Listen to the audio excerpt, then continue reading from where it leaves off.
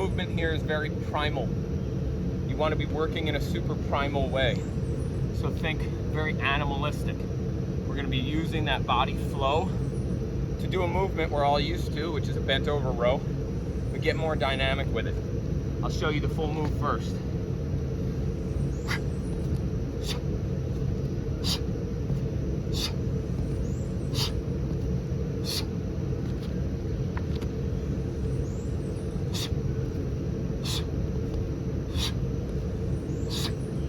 And from the back here.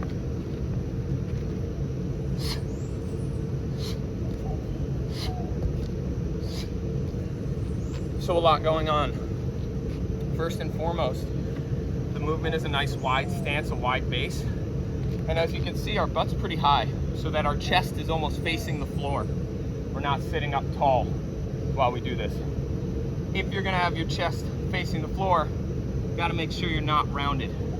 So the way to get into this position, do it with me if it's your first time, sending the hips back into the bottom of that deadlift type position. Or halfway down, I should say, before we get down to the bottom. And that's where we're gonna start. Then we're gonna use that opposite hand that's not holding the weight to guide us. So I'm in my starting position. Notice how I'm coiled on this one side, the opposite side. If I'm rowing with my right hand here, I'm gonna pull in with my right and point to the floor with my left simultaneously. Watch here.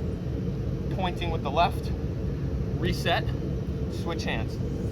Now I'm onto that left hand rowing. I point to the right floor, bring it back.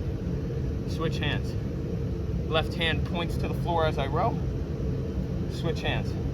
Right hand points to the floor as I row, switch hands. And we're alternating. Quick, quick, quick, quick, quick, quick. Yes? So I point, reset, switch.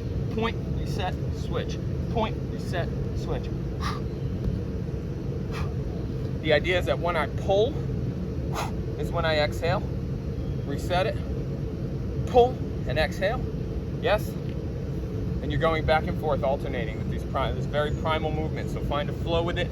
You'll notice you might even start to shift your weight slightly left and right, just slightly as you go through the movement.